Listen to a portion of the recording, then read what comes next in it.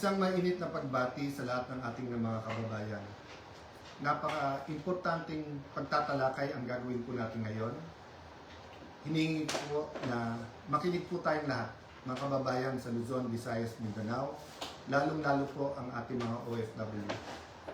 Umpisahan ko po na kahit gaano kabigat ng problema, tayo'y parating magpapasalamat sa Panginoon.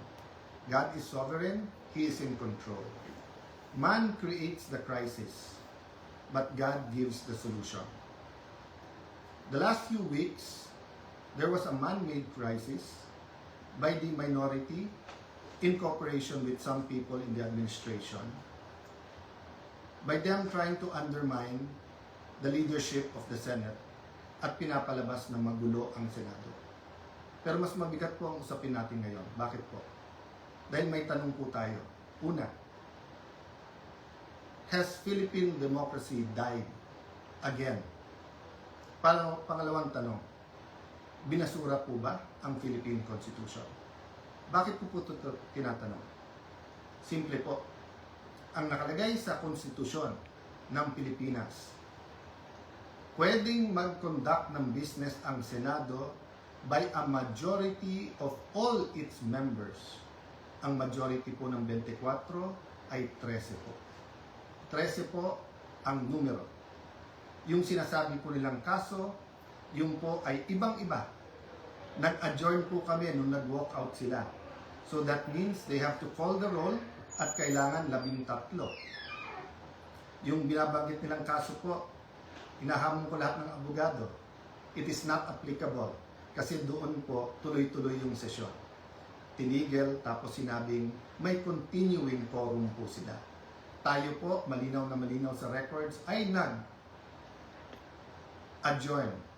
last Tuesday at sinabi na tayo ay muling magre-resume ng alas 5 nung Lunes. So, what is the point of going through this? The question we have to ask ourselves is that, is the Constitution but a piece of paper to this administration?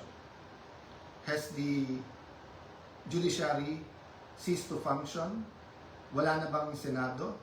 Yun na po ba ang pananaw ng ating administrasyon?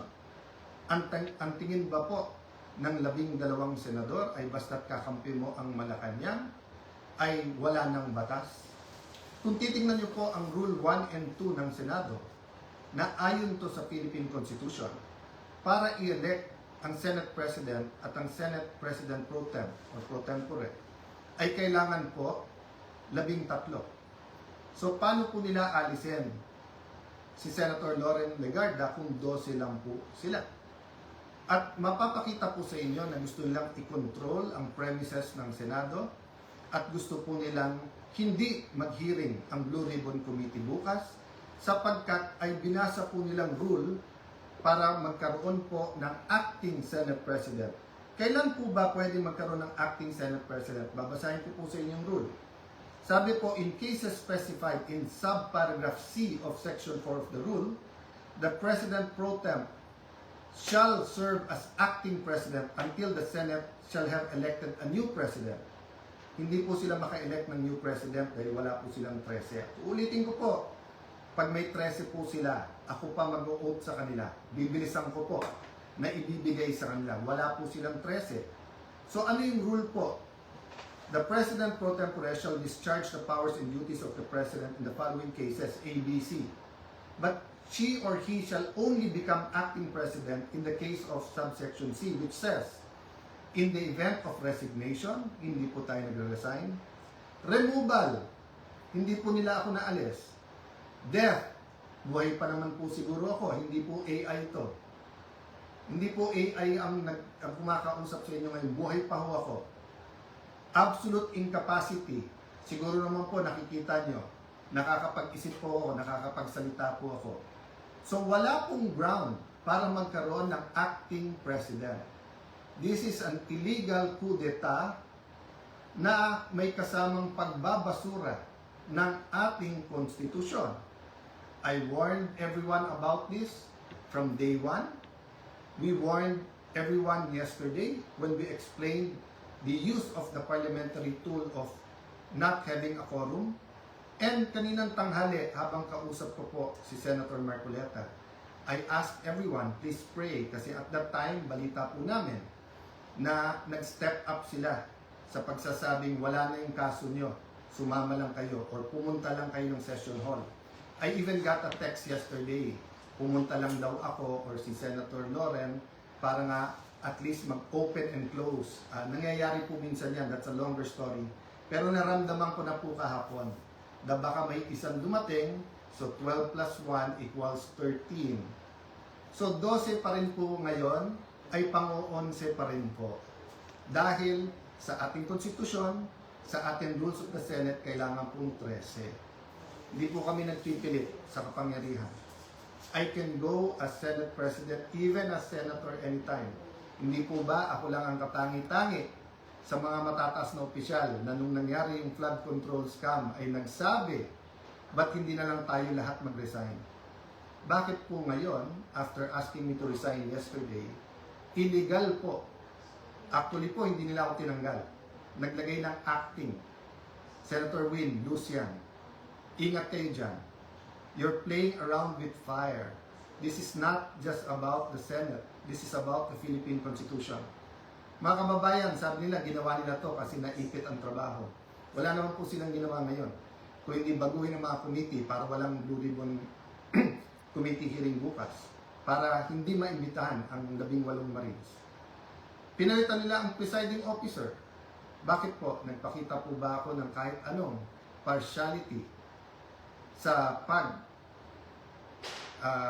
conduct or pag-usog ng impeachment court?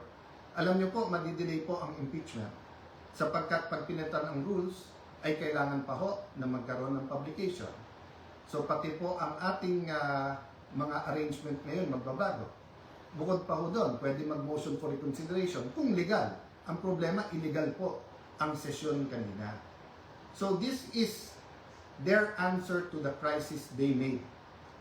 From May 11 till now, crisis after crisis, pinapasok yung NBI noong May 11, binaboy din tayo noong May 13, pagkatapos issue after issue, at ngayon naman po, instead of a simple adjournment sine die, kung saan meron tayong isang buwan na magtrabaho mga committee, pagkatapos uumpisa na natin ang impeachment, they're going to bring the Senate and the country into a political crisis.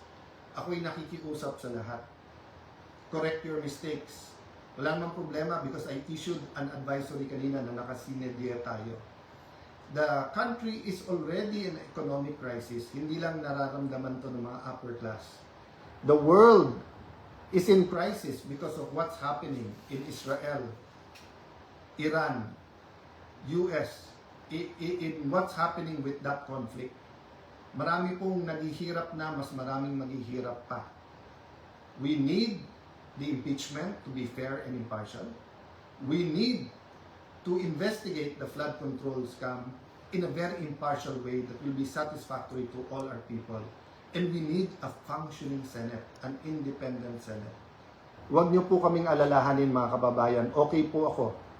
They can try to remove me, they can kill me, but they will not kill the idea of a democratic Philippines led not by men, but by laws, led by the Philippine Constitution.